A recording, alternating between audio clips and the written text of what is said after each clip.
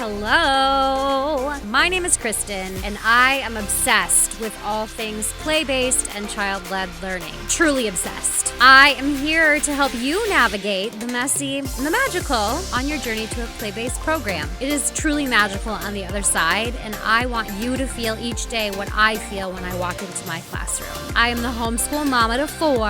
I'm the founder of a play and nature-based preschool and forest school, and I am here to cheer you on. I'm ready. Are you ready? Let's get going.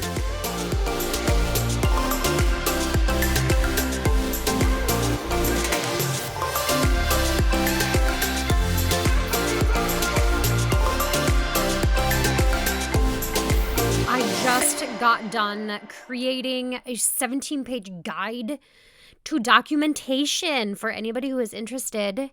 It's free. You can go to learning-wild.com to download your copy of Play-Based Documentation Guide. I worked on it for quite a while. And so there's a lot of good info in there, and I'm just going to touch on some of the information in this podcast, but you're for sure going to want to go and download the guide. So it's something that you can keep maybe as you listen to this episode or as you can take notes on it, whatever you might want to do with it. It's just a really down and dirty guide to documentation and some different things that I have done that I have found that work and some that maybe didn't work. I am going to start with an introduction to documentation. This is like your basics. You're down and dirty. You've heard the term. You maybe don't know what it is. It's a style of documentation from here on out. If you are going to be using documentation in any form in a play-based classroom, I want you to think of yourself as a play detective. A play detective! That's what I think of myself of. Like, I feel like I am that every day, and I call myself a play detective. I also call myself a creative vampire. That's a whole other podcast. But I am a play detective and a creative vampire. So a documentation, basically what documentation is the process of recording observations of children's play and learning. That's what it is. It's the process of doing it, is what documentation is. So now you're a play detective, or you can think of it maybe as a learning detective, whichever one you like better. And in this podcast, I'm going to tell you like what is documentation, why you should document, and how you should document, and maybe a little bit more on kind of like what it looks like to be a play detective. What is documentation? I just said it. Simply put, it's the process of recording observations of children's play and learning. You can do that in a variety of different ways. Taking photos, taking observation notes, work samples, dictation of what the children say, translating conversations that you overhear into writing, taking a running record of one of the children's experiences for a designated chunk of time. It can look so different for everybody. And I kind of want to back up actually just a little bit because documentation has been something I've played around with probably, for the last 6 years. There are different things that work for different people. So your style of documentation that you find that flows well with your brain might look completely different than the creative process that I go through for documentation. The guide that you can download it just kind of puts out all of the things that I've tried, simple or more complex, and I feel like documentation is a creative process for anyone and everyone, and it is your way to reflect on what you have seen, and it is your way to grow as an educator and provide a space and environment for those kiddos to grow and to learn. So yours might look different than mine. That is okay. Yours might look different from the teacher down the hall. That is okay. Another thing, if you're a director of a program or an administrator, or you have teachers working under you and you're all dabbling in a sort of documentation, I recommend allowing each teacher to find their own style of documentation. We all learn different. We know that. We know that as educators. We know that all children learn different. It's the same with adults. So documentation is the process of recording your observations and of what children are learning through play, but it's also a way for you to learn and reflect on what is happening in your classroom. And sometimes that's hard if somebody's telling you have to do it in a certain way. So I am all for letting teachers play around with what works best for them. So that's what documentation is. So why? Why should you document? Good question.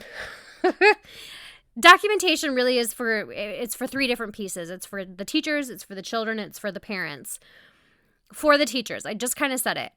documentation is a roadmap of the children's brains. You have to know where they have been on that road, on that map, in order to know where they're going and in order to plan for better future experiences. You can scaffold their learning when you know that map. So when you have seen and really understood where they are coming from, then you can plan a better trip for them for the future. That's kind of the reason why teachers should document learning. It's a reflection tool. It's a learning tool for the teacher to be able to plan for the future, plan for tomorrow, plan for the next minute even. For the children, why are we documenting for the children? When children see that what they are doing, what they are saying, what they are working on is valued, and it's valued enough to be displayed in the room or to be written down on paper, then they can take pride in the learning experiences. And it can also lead to new experiences for them.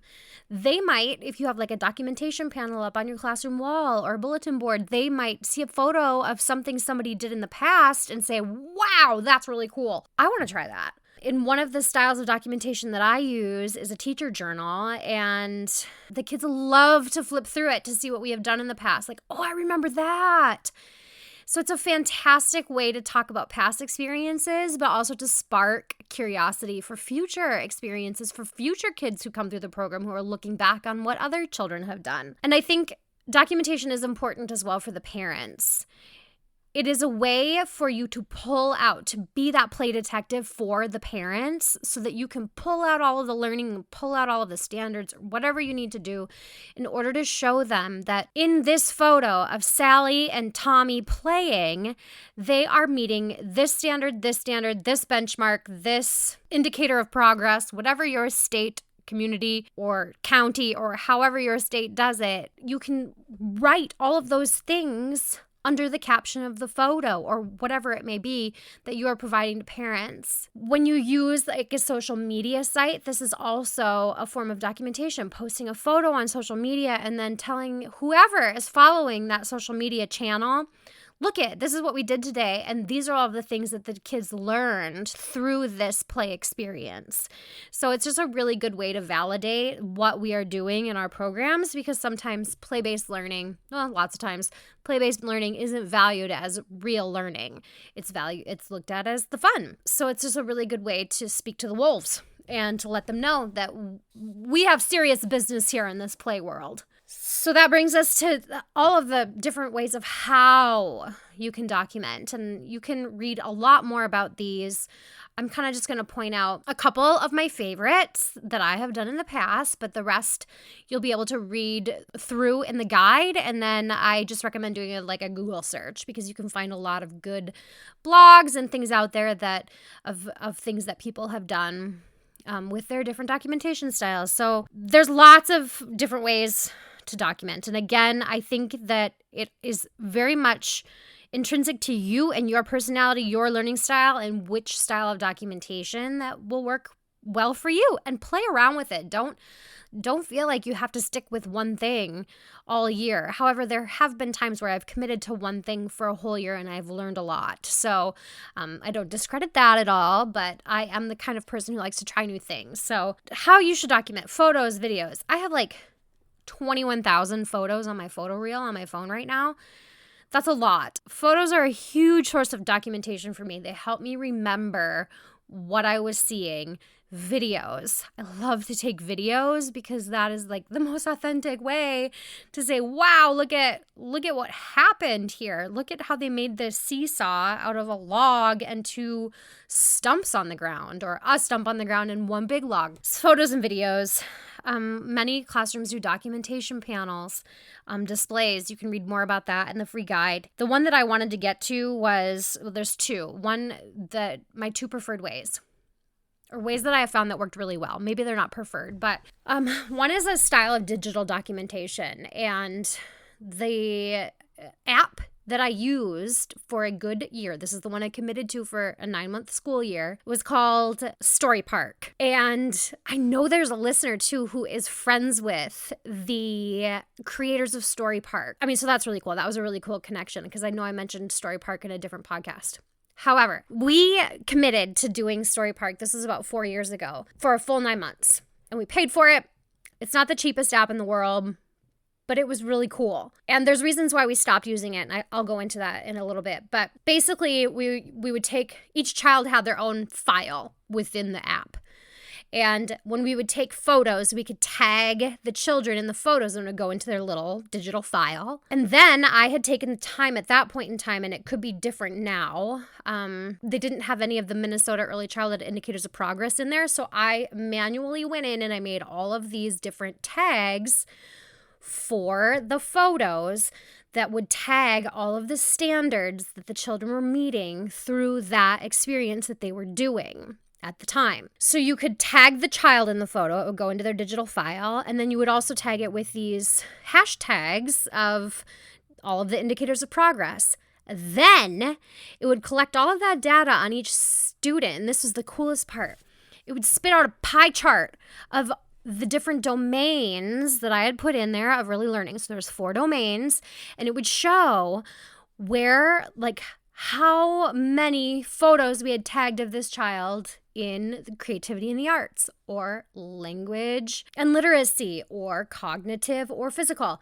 And we could see where there could be gaps. And so we could look at that pie chart and be like, whoa, we have not tagged this student in anything physical. Let's check into that. Let's touch base and see why we haven't tagged them in anything physical. And so we could reflect on that, talk about it as a staff, and then go back and provide experiences that we know we were lacking for certain students or for the whole class. It was fantastic. We actually, that school year, gave teachers Story Park time, we called it. And they had about 15, 20 minutes every single day where they would leave the classroom, go sit in the teacher's office, and they would Story Park. That's what we called it. It's your turn to Story Park. And they would go and they would upload their photos that they had, tag all of the people, and the parents had access to this. So they could see their child's Story Park newsfeed of all of the things that their kiddo were doing and all of the learning tags that went along with it. It was fantastic. It was great. The reason we quit using Story Park is because we wanted a all-around app. And maybe Story Park does this now. It's been a few years. But we wanted a billing system. We wanted a communication portal with the parents. We wanted registration. We wanted hours tracking for employees. We wanted an all-in-one where we could do the documentation within the software that we were using for all the other things that you need to run a childcare program. So we wanted to streamline and use one thing, and so we ended up with a software called Sandbox. Okay, by the way, none of this is sponsored, so I'm just telling you what works for me. I'm not getting paid by anybody to tell about any of these things. The other style of documentation that I adore, and I should have Tiffany come on and speak to this because she's the one who got me started in this. But my friend Tiffany, who I used to podcast with on a different podcast a few years ago called Q&A with T and K, we are both preschool teachers, and we did, over 100 episodes. Her name is Tiffany Pearsall. She runs a fantastic program in Washington called Play Frontier. You can check her out on Instagram. But she started me on this style of documentation. It's basically like a teacher journal, a teacher sketchbook, a teacher notebook. I think she calls it the Naturalist Teacher Program. She created this herself, or the Naturalist Journal maybe. It's not Naturalist Teacher, it's the Naturalist Journal. And basically what it is just a big old notebook, unlined sketchbook type thing. And you are basically looking at children as if you were a naturalist out in nature, documenting nature. And so you're looking at the children as if they are ever changing, just like nature. And that's why a naturalist journal over time is because trees, nature, everything is continually growing and evolving, and so are children. And so it's this neat parallel that she mixed together and introduced me to. And her journals are amazing. I'm not sure she's doing it anymore because it was time consuming, but I do it in a much more simplified way. Example, one day, so we have this Minnesota, it's the Minnesota Department of Natural Resources has a Eagle Cam, and anybody can watch it. It's like live. But probably February, March, there is a pair of eagles that inhabit this nest, and there's a camera on it. And the eagles every year lay eggs. And so you can watch these eagles sit on these eggs for however many days. I think it's 38, 45 maybe. I can't remember exactly. And watch them sit on the eggs, and then you can watch the eaglets hatch, and then you can watch them feed the eagle babies. And it's fantastic. And so we record all of those things in my journal, but I have the students help me with it. So when I first introduced the Eagle Cam and leave it on, I mean, we basically leave it on for, I don't know, a few months at the preschool and check in every once in a while. I write down, well, what do you think eagles eat? Or what do you know about eagles? And I just write dictation of all of the things the kids say. We post a picture in there of the eagle. We start a countdown calendar in the journal. Then over time, we make observations, and I'll write those observations in there every couple weeks. And I take exactly what I hear the children say as they're standing around the Eagle Cam, looking at the screen, and write down all of the things that they say. And the most exciting thing ever is after they hatch, and the mama gets up, or the daddy, because the mommy and the daddy both take care of the babies. I don't know if you know that about bald eagles, but it's quite amazing. And the students, the kiddos will gather around and they'll get so excited. And then I get so excited because the mama or the daddy eagle will move and you can see the babies and then like these little balls of gray fluff and we all ooh and ah over it. And I write down all the things that the kids say. And it's just this really, really neat collection of observation notes of them observing the eagle, but me observing them. And I post pictures in there of the kids gathered around the laptop or pictures of our countdown calendar. And then we talk about those things with the kiddos that are standing around the computer, looking at the Eagle Cam. It's just a really, really neat way to document learning. What are some other things that I have done? I've had them draw little pictures in the journal with me. I will have them, whichever kids are around and they want to tell a story with me, I'll start a story prompt and then have them kind of fill in the story and how it goes. And so then we have this really neat story in our journal.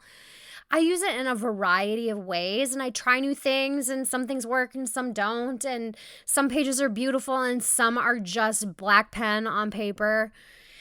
That is how I love to document, along with photos and videos.